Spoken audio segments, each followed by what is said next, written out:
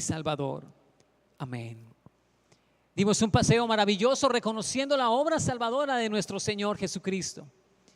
Y analizábamos diversos textos en cómo la obra de Jesús fue notoria y sumamente importante para nuestra salvación.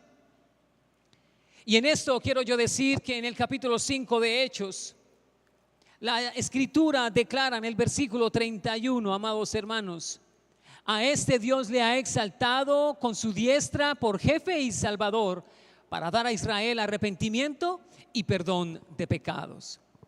Este Jesús es también el único medio designado para el arrepentimiento y la fe. Pero sabemos nosotros que el arrepentimiento y la fe no son suficientes para la salvación, ya que por sí solos no pueden quitar la culpa del pecado. Podemos nosotros arrepentirnos y creer en Jesús, pero la obra de la justificación reposa en las manos de nuestro Señor. No hay nada que podamos hacer. Traigo a mi mente el versículo que citó mi hermano Yamid. Un hermoso texto. ¿Quién subirá a tu santo templo? El limpio de manos y de corazón puro. ¿Quién es el limpio de manos que puede subir ante el trono de Dios? ¿Quién es por consiguiente el de corazón puro que puede entrar en la presencia del Señor? Solamente Jesucristo nuestro Señor. Solamente Él tiene la obra perfecta en sus manos.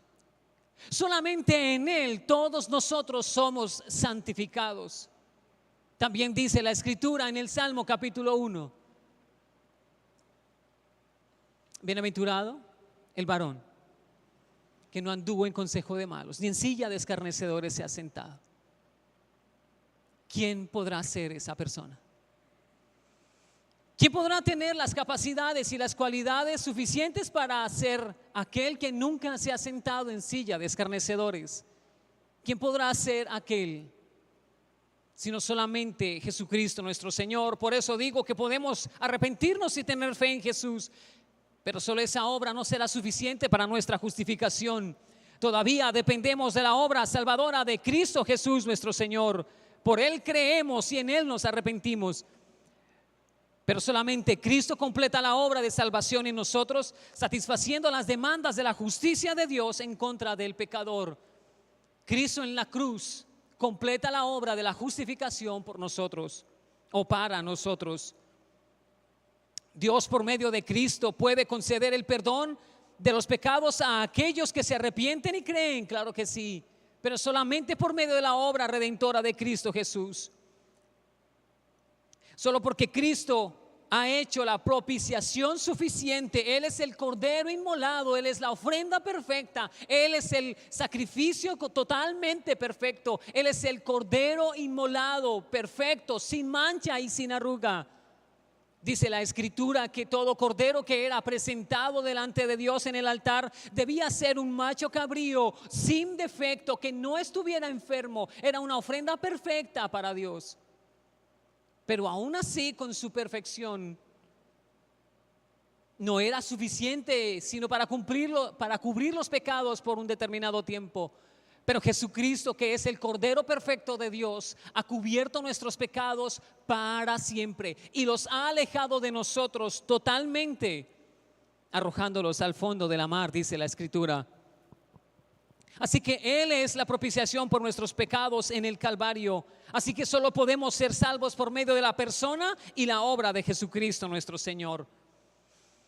Y este plan se ve estrictamente definido en Primera de Tesalonicenses 5:9, donde allí la Escritura nos deja ver claramente que fuimos fijados o determinados o situados. La palabra allí que identifica como Dios nos ha designado para Dios, Dios nos ha dejado en Cristo, quiere decir eso: fijados, situados, puestos, establecidos, nombrados como hijos de Dios para salvación. Pero recalco, únicamente en la obra de Cristo Jesús y por su obra propiciatoria en la cruz del Calvario. Nada de lo que hagamos cuenta a nuestro favor. Nada de lo que tengamos nos añadirá una pizca a nuestra estatura en cuanto a la salvación. Solamente por Él seremos salvos. Y es determinante el texto de Juan capítulo 14, donde dice que Jesucristo dijo, yo soy el camino, la verdad y la vida. Y lo define Cristo de esa manera tan impresionante. No hay otro camino. Jesús es el camino a la salvación. No es el camino las obras. No es el camino el tener una buena personalidad. No es el camino el tener un corazón carismático y afable con todos los hombres. El camino al Padre se llama Jesucristo. No hay otra forma, solamente Jesús es la vida. Podremos ser elocuentes, podremos tener muchas capacidades, pero solo en Él se halla la vida eterna. Y allá debemos apuntar, nuestra vida debe apuntar hacia allá, y en Él debemos nosotros fijar nuestros corazones. Y que solo en el nombre del soberano Salvador de nuestras vidas hallaremos esa salvación para nosotros. Pero surge una gran inquietud al pasar de los años, al pasar de los días, de los tiempos, aún de las mismas dificultades. ¿Cómo sabemos nosotros que somos salvos? ¿En dónde reposa la salvación o la seguridad de nuestra salvación? Bien podemos decir, en Cristo somos salvos, pero ¿estamos seguros? ¿Cómo el creyente podrá tener seguridad de su salvación? ¿Cómo aquel que ha determinado creer en Jesús, como aquel que confiesa a Jesús con sus labios y que con su corazón cree en Jesús, cómo podrá tener seguridad de su salvación? Primera de Juan capítulo 5, 11 y 12 dice que el gran testimonio que tenemos para nuestra salvación es precisamente que Jesús nos ha dado la vida eterna y que Él es el Hijo que nos da la vida eterna. El que no tiene al Hijo no tiene la vida. Porque es que resulta fácil decir, sí, creo en Jesús. Y para muchas personas les resulta fácil decir, sí, creemos en Jesús. Bueno, no sobra decirlo, pero los demonios también creen. ¿Qué diferencia hay entonces? ¿Qué seguridad tenemos de nuestra salvación? Y es ese el punto que quiero que quede arraigado en nuestros corazones esta noche. Si estamos hablando de Jesús en la obra salvadora, si estamos hablando de la obra salvadora del Padre, nosotros por consiguiente debemos estar seguros de esa salvación para nuestras almas. Por eso debemos tener ese testimonio, que Dios nos ha dado la vida en su Hijo Jesucristo.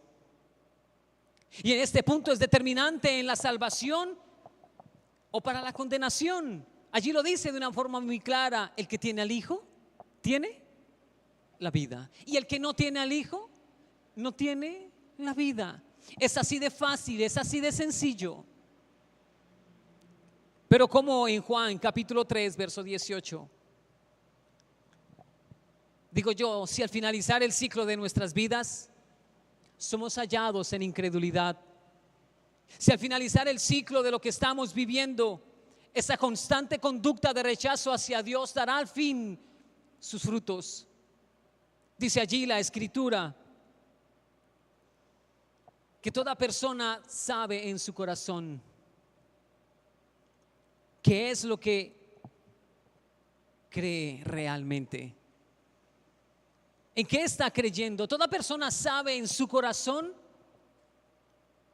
si tiene una deuda hacia Dios. Por más que pretendan rechazarlo y por más que pretendan poner una cara dura en cuanto a Dios, y a mí no me hables de esas cosas, pero en el fondo esa persona sabe que tiene una deuda con Dios. Toda persona sabe en el fondo de su corazón que ha pecado contra Dios, que ha pecado contra su Hijo. Toda persona sabe que ha pecado contra Dios y que no ha hecho nada para remediarlo. Toda persona sabe que está en deuda con Cristo.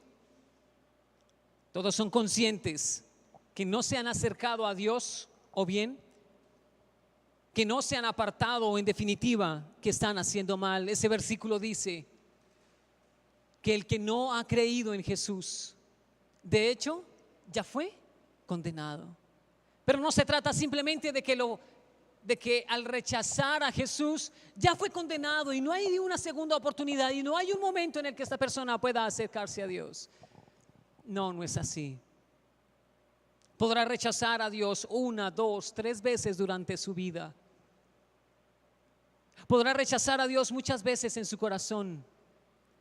Lo determinante es que al finalizar el ciclo de su vida, ¿cómo fue hallado delante de Dios? ¿En rebeldía, como lo dije hace un momento? ¿O creyendo en que Jesús era su Salvador? Y es que a la verdad para muchos este es un tema delicado y muchos pretenden no abordarlo y no pensar en ese asunto. Como que no profundicemos allá porque como que no nos gusta tocar el tema. Como que no nos gusta preguntarnos si estamos seguros de nuestra salvación. Como que no nos gusta enfrentar la realidad de si sabemos o no sabemos de que somos creyentes. De que podemos pasar 1, 2, 5, 20, 30 años en la iglesia y realmente somos conscientes, estamos seguros de nuestra salvación. Muchas veces no queremos preguntarnos eso, muchas veces evadimos la pregunta, muchas veces no queremos controversiar allá, muchas veces no queremos que nos pregunten. Pero valga la oportunidad esta vez, esta noche, para preguntarnos si realmente estamos seguros de nuestra salvación. Si realmente Jesucristo habita en nuestro corazón, como dice Romanos, si es que el Espíritu de Dios habita en sus corazones. Y para poder resolver el tema o la pregunta deberíamos ir a Hebreos capítulo 10, verso 26 en adelante.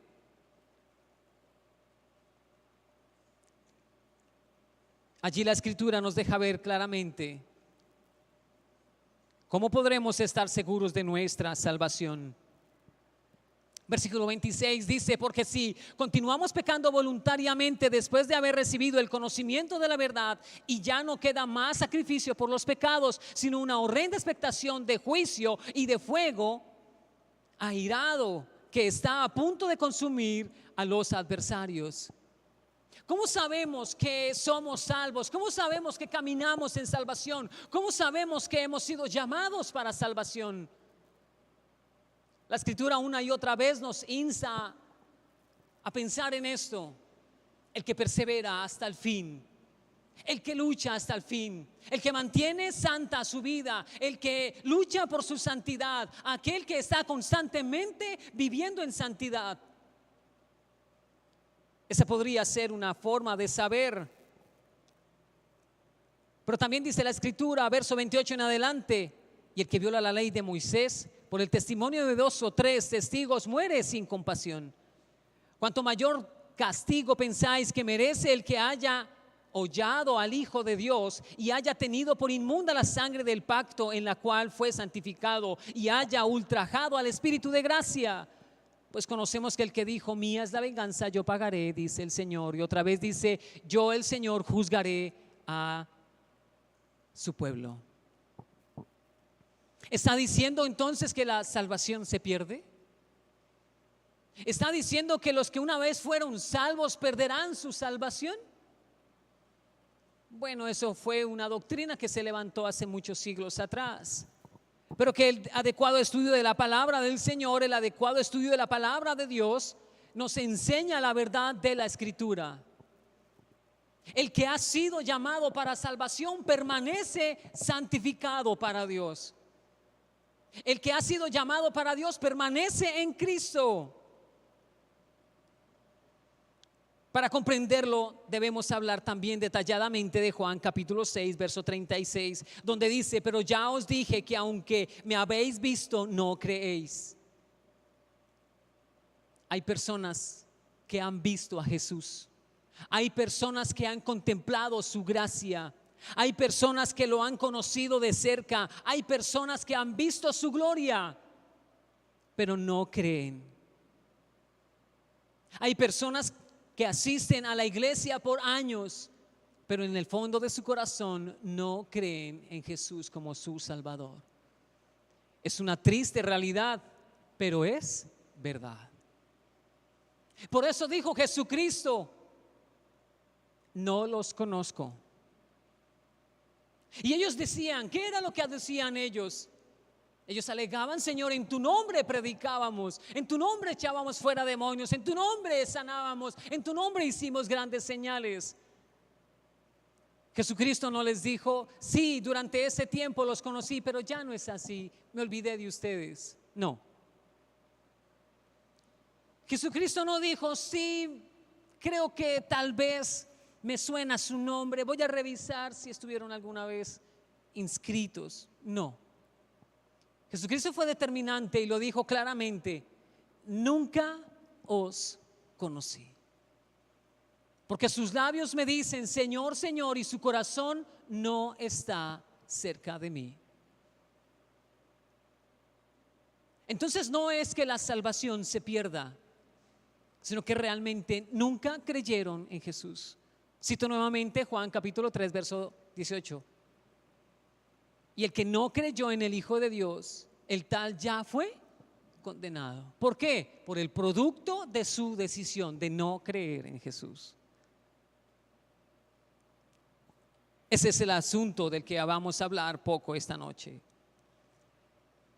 Y son personas que se comportan como cristianos. Dijo el apóstol Pablo, también estaban con nosotros, eran de nosotros, pero en realidad no eran. Eran simplemente lobos disfrazados de ovejas. Eran simplemente personas que querían venir y conocer. Es curioso porque muchas personas caen en la drogadicción y caen en otras aberraciones simplemente por curiosidad. Yo quiero mirar y conocer a ver qué tal, ¿verdad? Pues también hay muchos que vienen a la iglesia por experimentar qué se siente ser cristiano. Otros vienen buscando pareja. Bueno, también hay de esos casos. Lo que yo quiero decir es que hay cristianos o personas que hacen las mismas conductas de los cristianos. Pero Jesucristo nos dice, no se fijen en eso. Hay personas que estaban entre nosotros y eran como nosotros, pero realmente no lo eran. El caso que Jesús nos dice, no miren su apariencia. ¿Qué debemos mirar? Sus frutos. Por sus frutos los conoceréis. A ver, pastor, deme un ejemplo de quién se comportó así en la iglesia. Claro que sí, hay uno y lo conocemos todos. Se llama Judas. Tan bien camuflado dentro de esa pequeña iglesia, que cuando Jesucristo dijo, uno de vosotros me va a entregar, estaba tan bien camuflado que ninguno supo quién era. ¿Sí? Hay algunos que se dejan ver la cara. Y si Jesucristo estuviera y nos dijera las mismas palabras, uno de vosotros me va a traicionar, ya tal vez tenemos identificado al paisano que, ¿verdad? Pero aquel estaba tan bien camuflado que el único que conocía su corazón era Cristo. Se creía tanto el cuento de ser hijo de Dios que aún él mismo preguntó, ¿seré yo maestro? Mientras mojaba su pan. Esto simplemente para representar que sí, que hay personas dentro de la iglesia que piensan ser cristianos, que actúan como cristianos, que hablan como cristianos, que oran como cristianos, pero que nunca fueron conocidos. No es que pierdan su salvación, es que nunca la tuvieron, es que nunca creyeron en Jesús.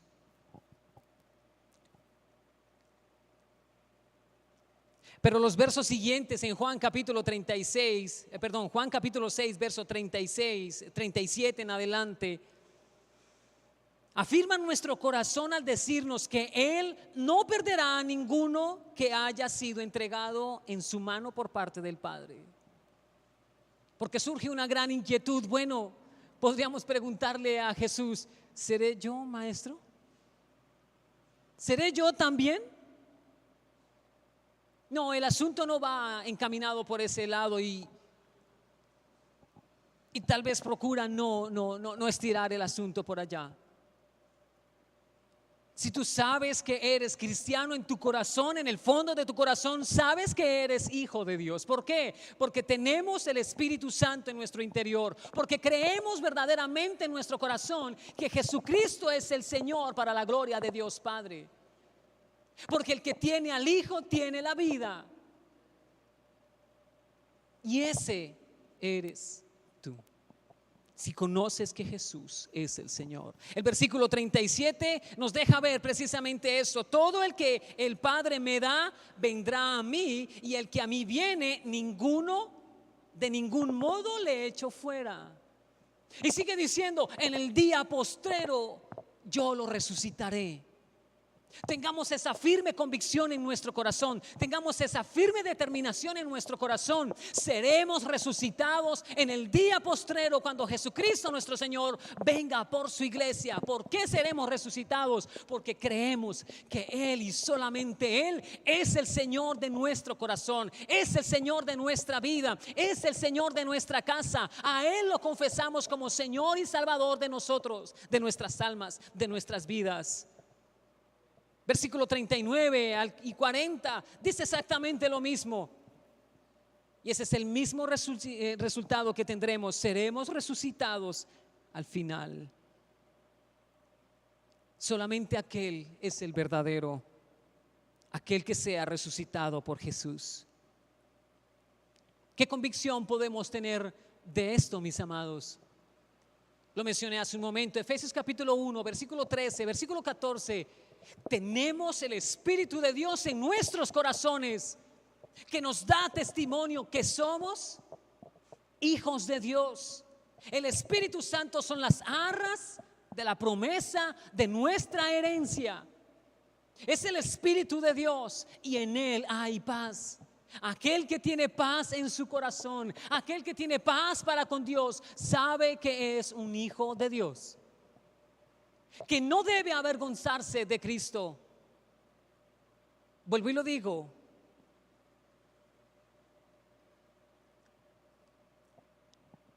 No es que pierda su salvación, es que nunca la tuvo. Es que sus obras lo testificaban. Es que sus comportamientos decían quién era. Es que sus labios, es que su mente, es que su corazón, es que sus ojos, como dice la Escritura, de continuo miran hacia el mal. Pero en cuanto a aquellos que han sido lavados con la sangre del Cordero y verdaderamente creen, estamos llamados a permanecer, y esa es una seña de los que son verdaderamente hijos de Dios. Mateo 24:13, el que permanece hasta el fin, ese será salvo. Ese será salvo. Y es que es una doble medida este versículo. ¿En qué medida? El que sabe que es hijo de Dios, el que sabe que ha sido llamado, vivirá todos sus días instando, permaneciendo, luchando por vivir santamente, por honrar a su Señor, y llegará hasta el final de los días glorificando a Dios su Señor. Eso no es que sí es hijo de Dios, es que se apartó y es que volvió. Es que el que es permanece. Porque es que Dios no vacila. Y su Espíritu, dice en primera de Pedro, su Espíritu nos guarda. Y dice Juan también que el que tiene el Espíritu de Dios, el tal no peca. El que tiene el Espíritu de Dios, el tal no peca. Ahí tenemos una radiografía que nos puede decir, que nos puede alumbrar, que nos puede ilustrar. Juan capítulo 8, quiero leerlo, versículo 31 y 32. Entonces Jesús decía a los judíos que habían creído en Él: si vosotros permanecéis en mi palabra, verdaderamente sois mis discípulos. ¿Cómo sabemos que somos hijos de Dios? Si permanecemos ¿en dónde? En la palabra, no en la carne. Dice Romanos 8, si sois verdaderamente guiados por el Espíritu, viviréis en el Espíritu, no en los caminos de la carne. No podemos vivir en el camino de la carne. Si somos hijos de Dios, no somos llamados para vivir en el camino de la carne. Continuamente me bromean diciendo, leyendo primera de Timoteo, los requisitos del diácono y del obispo, que porque al obispo, al pastor, al anciano de la iglesia se le determina que no debe beber vino, pero al obispo dice que no se ha dado al mucho vino. Entonces me preguntan constantemente, ¿verdad? Sí, ¿verdad que sí se puede al menos un poquito? ¿Por qué la pregunta? ¿En dónde está parado tu corazón? ¿Hacia dónde está encaminada la mente y los designios del corazón de la persona? ¿Hacia dónde? ¿Verdad que sí? Al menos un poquito. Yo no soy quien para determinarlo. Eres tú con Dios. Es el cristiano con su Señor, el que determina guardar su vida para el Señor. A Él le honra. Eso no es que se nos permita, bueno, un poquito, sí, permítame un poquito de malas palabras, permítame un poquito, yo me desordeno por acá, los diciembres, los fines de semana, entre semana, ahí el miércoles que no hay culto, yo me desordeno un poquito. No se trata de eso. Se trata de que el que es hijo de Dios permanece en su palabra y verdaderamente será su discípulo. Y conoceréis la verdad y la verdad os hará libres. No tienes que preguntarte si puedes un poquito o no. Vivimos en libertad. Los que son verdaderamente hijos de Dios permanecerán hasta el fin en buen testimonio y en santidad de la verdad. Pero los que simplemente vieron y gustaron el don celestial, dice Hebreos capítulo 6, gustaron el don celestial. ¿Y qué? Y se apartaron. Solo les queda una horrible expectación de juicio, porque aunque dieron fruto, porque dice allá Hebreos capítulo 6, verso 4 al 12, ¿qué dice? Dice que la lluvia cae sobre todos, cae sobre el campo, y ese campo da fruto para el que lo labra. Pero unos dieron fruto para bien, mientras que el fruto de los otros, ¿qué dieron como fruto? Espinos y cardos. Estos espinos y cardos, versículo 8. Voy a leer el 7. Porque la tierra bebe la lluvia que muchas veces cae sobre ella y produce hierba provechosa a aquellos por los cuales es labrada y recibe bendición de parte de Dios. Si tú recibes la lluvia de la gracia de Dios, y esto no me estoy refiriendo a cielos abiertos y que caiga la bendición, no es eso. Aquellos que oyen su palabra y atienden las palabras de esta escritura serán sus discípulos y darán fruto, pero es un fruto provechoso, recibirán la bendición de Dios. Pero aquellos que aún recibiendo la misma lluvia y estando en el mismo campo, dan como fruto, versículo 8, espinos y abrojos. Es una tierra desechada y está próxima a ser maldecida y termina por ser quemada. Por eso dice el versículo 4, porque es imposible que los que gustaron una vez el don celestial y fueron iluminados y fueron hechos participantes de las bendiciones de esta salvación, así mismo degustaron de la buena palabra de Dios, vuelvan a crucificar para sí mismos a Jesucristo, exponiéndolo de nuevo al vituperio, a la humillación, exponiéndolo nuevamente a la cruz. Eso no puede ser posible.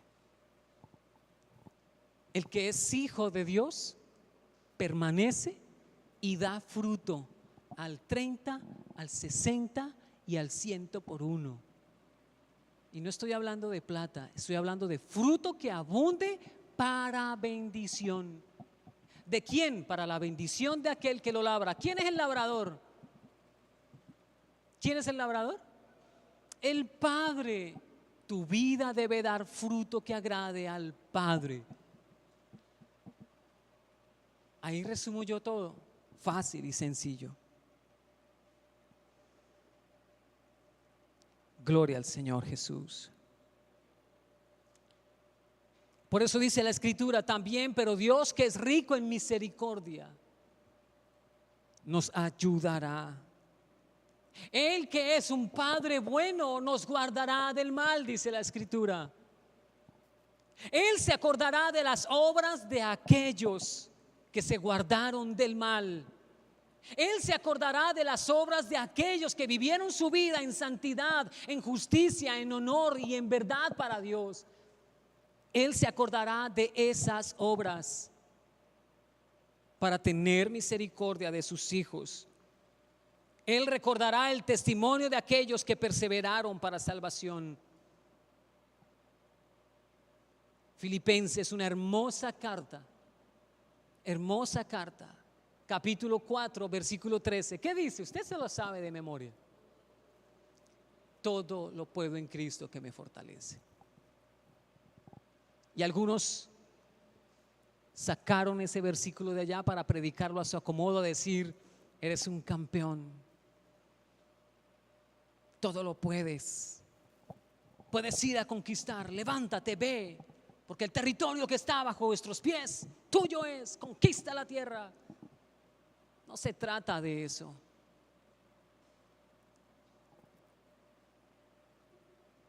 Se trata de que si Cristo está en nuestras vidas, Él está continuamente, el verbo dice continuamente fortaleciendo, dando fuerza para soportarlo todo en Cristo.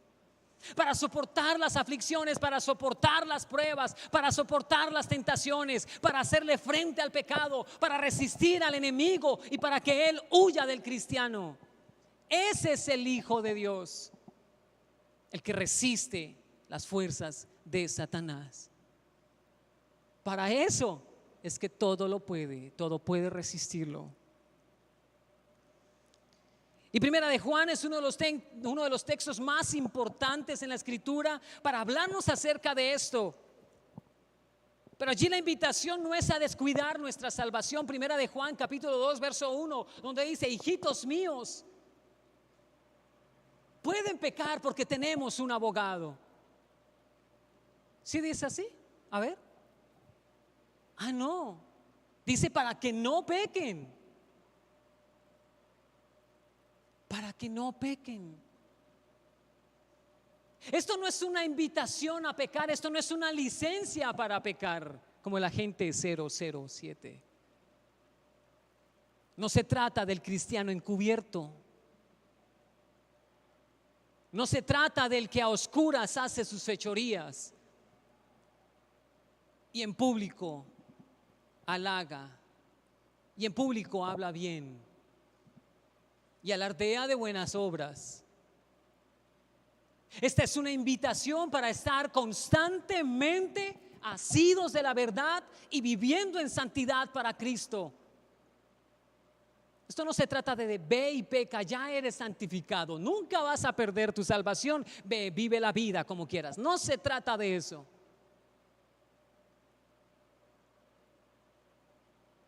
Se trata de tú eres mi hijo y yo te amo y te he perdonado, tus fallas no me importan. ¿Esto a qué nos anima? A seguir siendo un hijo verdadero, un hijo que honra a su Señor. Debemos confiar, este versículo nos invita a confiar en que Dios nos guardará hasta el día en que Él venga y mantendrá irreprensibles a todos sus santos. Mantendrá irreprensibles a todos sus santos. De eso habla la Biblia. Hace 8 días lo mencionaba. Y líbranos del mal. Y líbranos de todo pecado. Líbranos, Señor, de cometer injusticia. Líbranos, Señor, de hacer el mal. Líbranos, Señor, de pecar contra mi hermano. Líbranos, Señor. Se trata de eso. La palabra dice, la palabra nos muestra, nos enseña que solamente hay un mediador. ¿Cómo se llama? Jesucristo, el Hijo de Dios. Ninguna otra persona puede ocupar el lugar de la intercesión. Solamente Él intercede por todos los santos. Solamente Él intercede por su iglesia. Solamente Cristo intercede por su vida. Porque no hay nadie más misericordioso que Él, no hay nadie más bondadoso que Él, no hay nadie más bueno. Y por eso dijo Jesucristo, únicamente Dios es bueno. Pero ¿qué dice la lectura que teníamos al principio? ¿En dónde leímos al principio? Muy bien, Juan capítulo 17. Vamos allá, por favor.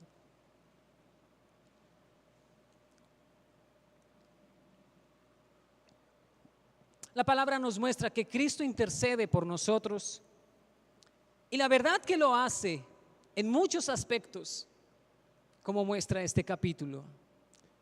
He traído una imagen que muestra algunas partes en las que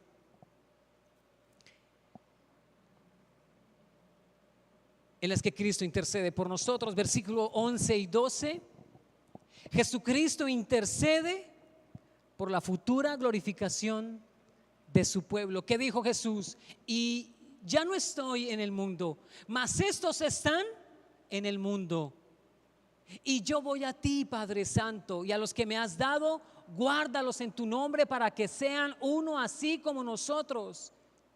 Cuando estaba con ellos en el mundo, yo los guardaba en tu nombre. A los que me diste, los guardé, y ninguno de ellos se perdió.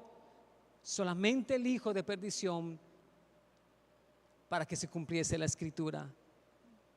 Solamente Dios intercede para que nosotros seamos guardados en el mundo y para que esa glorificación también llegue a nosotros. Dice allí, y Dios nos dio, Jesucristo nos dio su gloria también.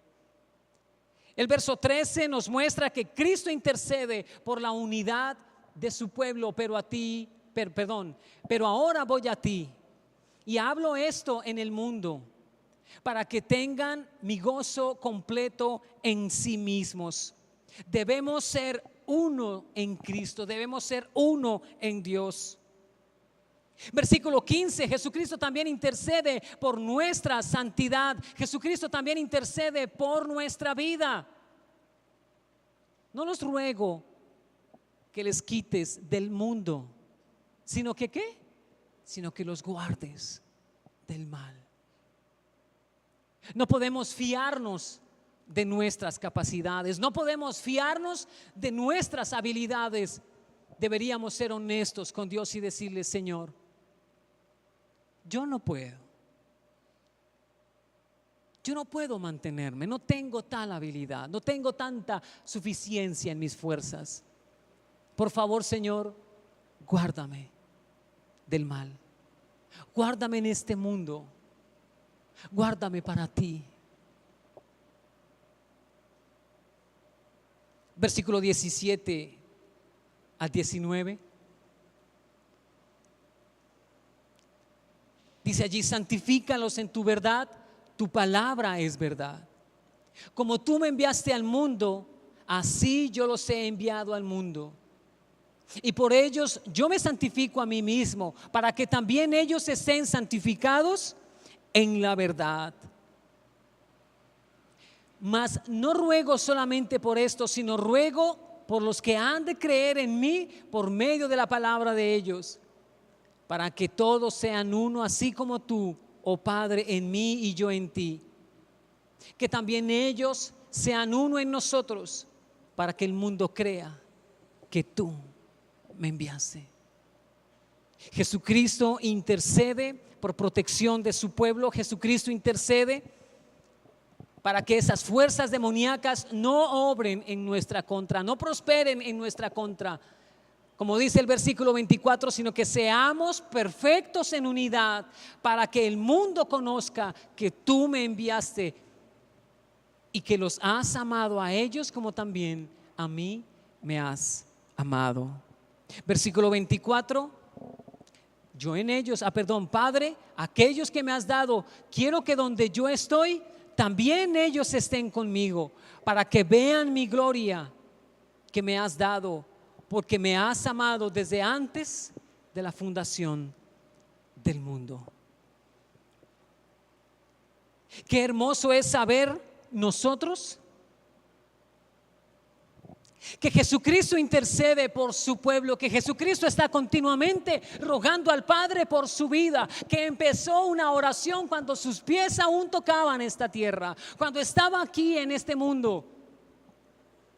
Qué hermoso es ver y conocer y ser conscientes de que Jesucristo ora por nosotros, que Él clama por nuestras vidas, que Él clama por nuestra santificación, que Él clama para que seamos guardados del mal, que Él ruega para que nosotros como iglesia permanezcamos en unidad, porque solamente así daremos a conocer que Él es el Padre. Esta predicación y este tema ya lo abordamos también en otro momento.